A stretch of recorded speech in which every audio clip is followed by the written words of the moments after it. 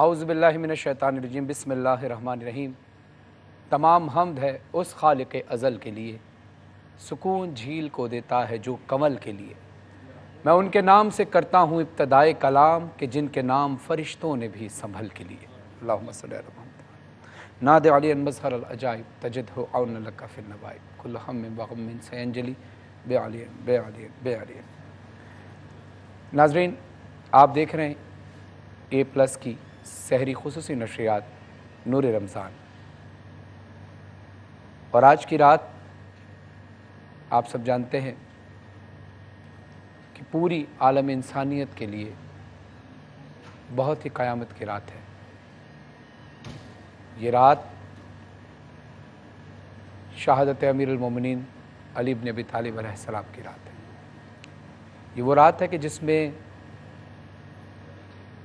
مومنوں کے سر سے امیر المومنین کا سایہ اٹھ گیا۔ یہ وہ رات ہے جس پر امت المسلمہ سوگوار ہوئی۔ یہ وہ رات ہے جس میں تمام انسانیت سوگوار ہوئی۔ یہ وہ رات ہے کہ جس میں ارکان ہدایت منہدم ہو گیا۔ یہ وہ رات ہے کہ جس میں کوفے کے یتیموں کا سہارا اٹھ گیا۔ یہ وہ رات ہے بے کسوں کا سہارا اٹھ گیا۔ دنیا میں بے شمار انسان آتے ہیں، بہت سے میں کچھ خوبیاں نہیں بھی ہوتی، اور بہت سے انسان دنیا میں ایسے آتے ہیں کہ جن کے اندر خوبیاں ہی خوبیاں پائی جاتی ہیں۔ ابتدا میں علی وقار قادری صاحب سے رجوع کرتے ہیں اور گزارش کرتے ہیں کہ مولا علی علیہ السلام کی ذات اقدس کے حوالے سے، بلکہ میں تو یوں کہوں گا کہ جیسے علامہ اقبال کا شعر کا مفہوم ہے نا کہ کہاں کسی کو ایسی سعادت ملی ہے کہ جس کی ولادت مسجد میں ہو اور شہادت ولادت کعبے میں ہو، ولادت کعبے میں ہو اور شہادت مسجد میں ہو۔ تو اس کے حوالے سے اب میں چاہوں گا کہ یہیں سے آپ گفتگو شروع کریں مولا علی کی سیرت پر، پھر شہادت تک ہم پوری ٹرانسمیشن میں آہستہ آہستہ بہت ساری چیزیں ہم نے مولا علی کی ذات اقدس کے حوالے سے ڈسکس کرنی، اور کلام بھی ہوں گے، منقبت بھی ہوں گی، اور نعت رسول محمد صلی اللہ علیہ وسلم کا نذرانہ بھی ہوگا۔ بسم اللہ الرحمن الرحیم۔ اللہم صلی علی سیدنا و مولانا محمد وعلی آلہ وصحبہ وبارک وسلم۔ شکریہ، اور اللہ تعالیٰ کی بارگاہ میں دعا ہے کہ آج کی رات کے حوالے سے جو امت مسلمہ پر جو قیامت ٹوٹی اور ظلم اور زیادتی کا جو ایک مآب رقم ہوا، جس کی آج تک تلافی نہیں ہو سکی اور نہ ہو سکے گی، ظاہر ہے، تو اللہ ایسے جو ظالمین ہیں وہ ہر دور میں رہتے ہیں، ان سے امت مسلمہ کو محفوظ فرمائے۔ الہی دو چیزوں سے بات شروع کرنے کے لیے دل کر رہا ہے۔ ایک آپ نے ذکر والی بات کر دی کہ مولا علی کے چہرے کو دیکھنا عبادت ہے، اور لیکن ترتیب اس بات کی متقاضی ہے کہ شروع کیا جائے آپ کے نسب سے، جس سے آپ کہیں میں شروع کر دیتا ہوں۔ میرا دل کر رہا ہے ذکر سے شروع کروں، جیسا آپ بھی کر سکتے میں ذکر سے شروع کر دیتا ہوں تاکہ جو ذکر سننے آئے ہیں وہ آتے ہی ان کے دل معطر ہو جائیں۔ ہیں۔ ماشاء اللہ۔ حدیث پاک ہے، حضور نبی اکرم صلی اللہ علیہ وسلم نے فرمایا کہ النظر الی وجہ علی عبادت، حضرت علی کے چہرے کو دیکھنا، اس پر نظر ڈالنا عبادت ہے۔ اور یہ بھی حدیث آپ نے سنی ہوئی ہے کہ حضور نبی اکرم صلی اللہ علیہ وسلم نے فرمایا کہ الذکر علی عبادت، کہ علی کا ذکر بھی عبادت ہے، لیکن اس کے اندر ایک خاص ربط و ترتیب ہے، وہ سمجھنے سے بات کی سمجھ آئے گی۔ وہ ترتیب یہ ہے کہ مثلا کوئی شخص حضرت علی کے دور میں موجود ہے، وہ ظاہری آنکھ سے دیکھ لیتا ہے، ہم تو ظاہری آنکھ سے نہیں نہ دیکھ رہے، بہت کم ہیں جن کو ظاہری آنکھ سے وہ مقام و مرتبہ ملتا ہے کہ وہ دیکھ سکیں۔ صحیح۔ تو ظاہری آنکھ سے جنہوں نے دیکھا وہ براہ راست پہلے درجے میں شامل ہو گئے، نظر ڈالی، اور نظر ڈالنا عبادت ہے، یہ ثابت ہے، وہ عبادت کرتے رہے۔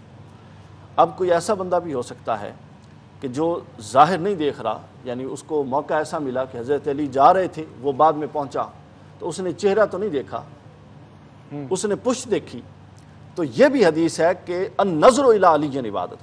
ایک حدیث ہے النظر الی وجہ علی، علی کے چہرے کو دیکھنا عبادت ہے، اور ایک یہ بھی حدیث ہے کہ مطلقاً علی کو دیکھنا عبادت ہے، اس میں چہرے کی قید بھی نہیں۔ سبحان اللہ۔ النظر الی علی عبادت، کہ محض حضرت مولا علی کے سراپا میں سے جسم کے جس حصے پر نظر پڑ جائے عبادت ہے۔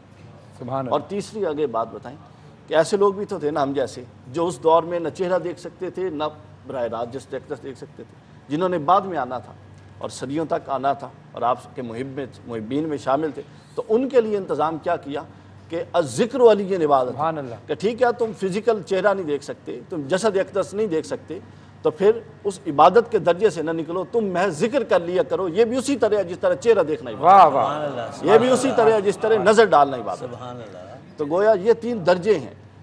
اولین جس نے آپ کی صحبت میں بیٹھا اور قیامت تک جو آخری انسان آئے گا، اللہ نے سب کے لیے انتظام کر دیا، سبحان اللہ، سب کے لیے اہتمام کر دیا کہ حضرت علی کے چہرے کو دیکھنا عبادت ہے۔ تو آج ہم بے شک آخری درجے میں شامل ہیں، چونکہ ہم بعد میں آئے ہیں، جس میں ہمارا تو نہیں قصور، لیکن اجر میں انشاءاللہ جب قیامت کے دن نامہ اعمال کھلیں گے تو ہم پہلوں کے ساتھ شامل ہوں گے، سبحان چہرہ اللہ، دیکھا کرتے ہیں، بشرطے کہ دل کے اندر محبت ہو۔ بے شک، ایک اور میں اب ابتدا سے بات کو شروع کر دیتا ہوں کہ ایک حدیث ہے معروف ہے، اہل سنت اہل تشیع دونوں کے اندر متفق علیہ حدیث ہے کہ حضور نے فرمایا کہ انا وعلی من نور واحد، اور اسی طرح ایک اور ہے کہ نور کی جگہ شجر واحد کا بھی لفظ ہے کہ ایک ہی درخت سے ہیں، یہ ایک ہی نور سے ہیں۔ صحیح، یہ حدیث بھی توضیح طلب ہے، اس کی بھی تھوڑی تشریح ہو جائے تو ذرا لطف آئے گا۔ جی، اس کی توضیح یہ دیکھنا چاہیے کہ جب حضرت آدم علیہ السلام کی تخلیق ہوئی، اب میں کئی حوالے دے سکتا ہوں لیکن میں ایک ایسے شخص کا حوالہ دے دیتا ہوں تاکہ اعتراض کوئی نہ کرے۔ مولانا اشرف علی تھانوی نے اچھا، نشر الطیب کے اندر لکھا ہے، دیوبندی عالم ہے، انہوں نے لکھا ہے کہ حضور نبی اکرم صلی اللہ علیہ وسلم کی ولادت سے حضرت آدم کی روح پھونکے جانے، یعنی آدم علیہ السلام کی پیدائش اور پتلے کے اندر روح پھونکے جانے سے 2000 سال پہلے حضور نبی اکرم صلی اللہ علیہ وسلم، اور اسقلانی نے لکھا ہے کہ پورے پانچ پاک کی ارواح مقدسہ موجود تھیں، الحمدللہ، یہ اللہ کا ذکر کرتی تھی۔ تو ملائکہ نے جو ذکر کی ابتدا کی وہ ان کے ذکر سے سن کے ملائکہ نے سبحان اللہ، سبحان اللہ، اچھا واہ، اب ذکر کی ابتدا ہو گئی، ذکر کی ابتدا ہو گئی تو کیا کیا، وہ نور تھا نا، ظاہر ہے اس وقت تخلیق تو صرف آدم کی ہوئی تھی، تخلیق میں اولیت حضرت آدم کو ہے، یہ عقیدہ ہے، ٹھیک ہے نا، لیکن خلقت میں اولیت آدم کو حاصل نہیں ہے، ٹھیک ہو گیا، سبحان اللہ، اچھا خلقت اور خلقت میں فرق ہوتا ہے، خلق ہوتا ہے کہ اصل کی تخلیق، سبحان اللہ، اور خلق ہوتا ہے اس وجود جسدی کی تخلیق۔ سبحان تو اللہ، خلقت میں آدم اول نہیں ہے، خلقت میں آدم اول، اولیت حضرت آدم۔ تو جب یہ تخلیق ہو چکی، اب اس تخلیق کے بعد ملائکہ ذکر بھی شروع کر دیا، سارا کچھ ہوا، تو اب وہ نور تھے، انوار تھے، وہ آدم کی صلب میں رکھنے تھے، چونکہ قیامت تک جتنوں نے آنا تھا وہ آدم کی صلب میں موجود ہیں اور وہاں سے آگے چلنے تھے۔ یہ متفق علیہ چیزیں ہیں، ہر مسلمان اس پر عقیدہ رکھتا ہے۔ صحیح، اب کیا ہوا کہ وہ جو نور تھا وہ اللہ نے انا وعلیم من نور واحد، وہ جو دو الگ الگ نور تھے نا، چونکہ شخصیات اور ذاتیں الگ تھی، من نور واحد سے مراد ہے اس کو یوں اللہ نے جوڑ کے صلب آدم میں ڈالا۔ سبحان اللہ، واہ واہ واہ، کیا بات، اب آگے میں بتاؤں گا کہ پھر وہ الگ کیسے ہوئے اور اس الگ ہونے کی کیا حکمت ہے۔ یوں جوڑ کے اللہ نے صلب آدم میں رکھ دیا۔ اب پاک اسلاب سے پاک ارحام میں یہ منتقل ہوتے رہے، اور حضرت آدم اور حضرت حوا سے لے کر حضرت جناب عبد المطلب تک ایک بھی ایسی ہستی نہیں آئی کہ جس میں نور محمد الگ صلب میں گیا ہو اور نور علی الگ صلب میں، سبحان اللہ، واہ واہ واہ واہ، چونکہ جڑے ہوئے تھے، ماشاء اللہ، ماشاء اللہ، چونکہ جڑے جڑے ہوئے تھے اور جڑے ہوئے اس اتصال کے ساتھ آگے منتقل ہوتے رہے۔ واہ واہ یعنی واہ، جس پاک صلب میں نور محمدی تھا اسی پاک صلب میں نور علوی بھی تھا، جس پاک رحم میں نور محمدی آتا تھا اسی میں نور علوی بھی آتا تھا۔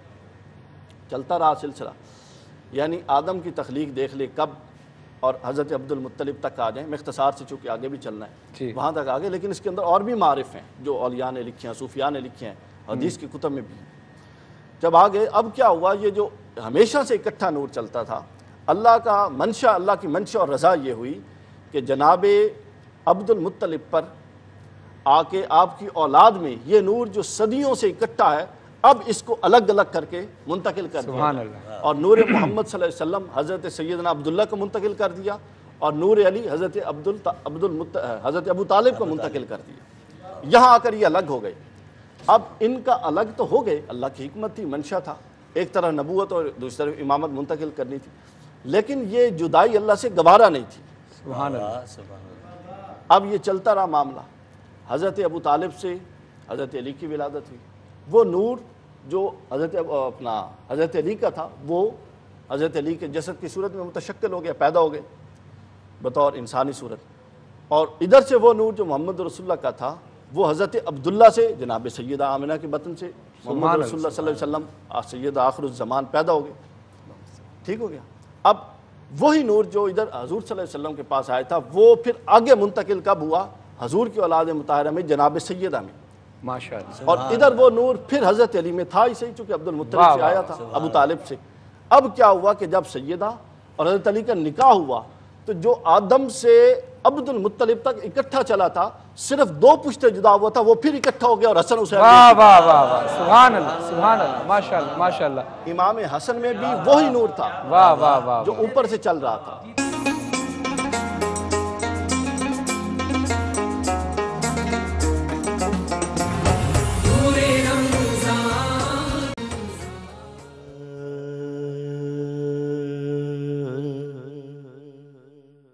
اے نجف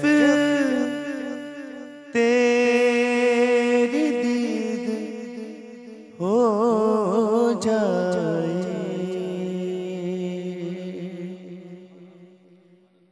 اے نجف تیری دید ہو جائے،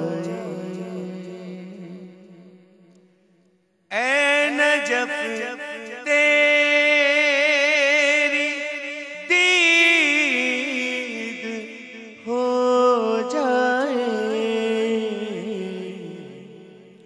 ہم فقیروں کی عید ہو جائے،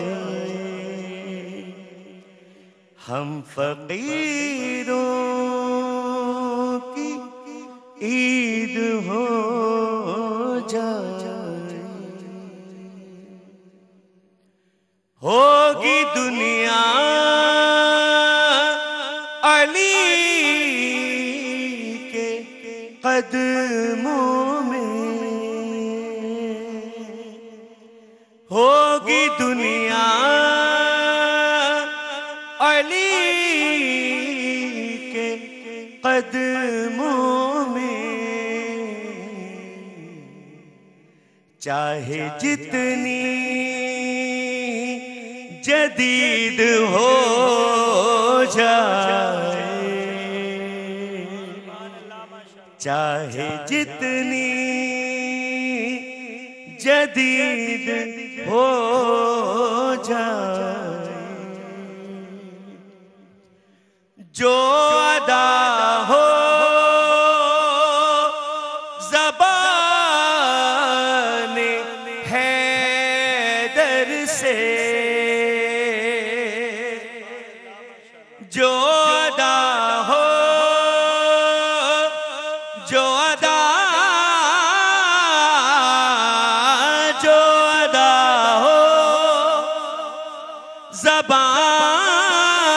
زبان حیدر سے، وہ کلام مجید ہو جائے، وہ کلام مجید ہو جائے. اور فرمان بھائی شعر دیکھے گا، مرشد دو جہاں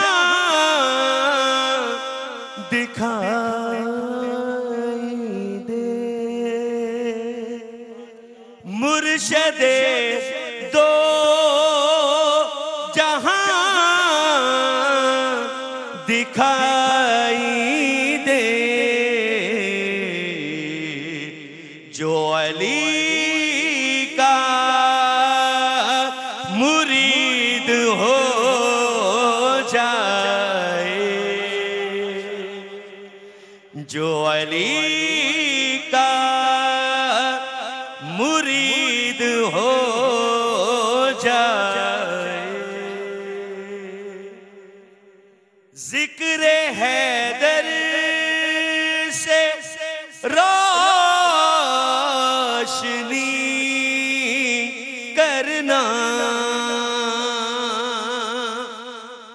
ذکر حیدر سے روشنی کرنا تیرگی جب شدید ہو جائے تیرگی جب شدید ہو جائے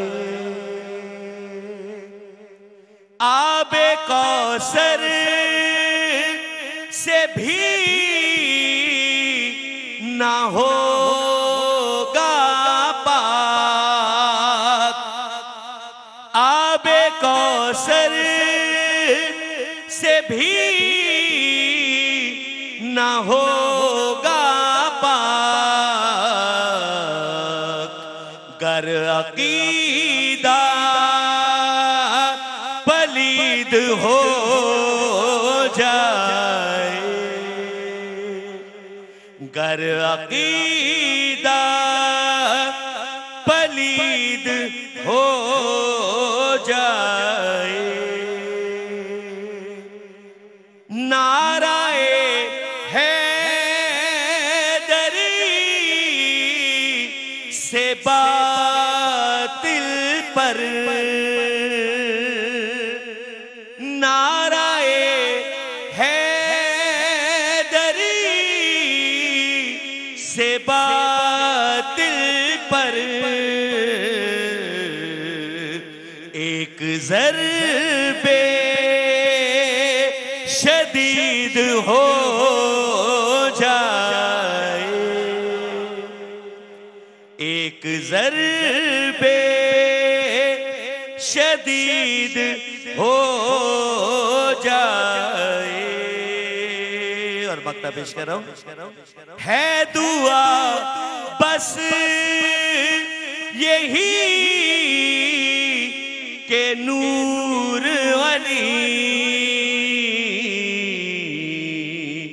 ذکر کرتا شہید ہو جائے اے نجف تیری دید ہو جائے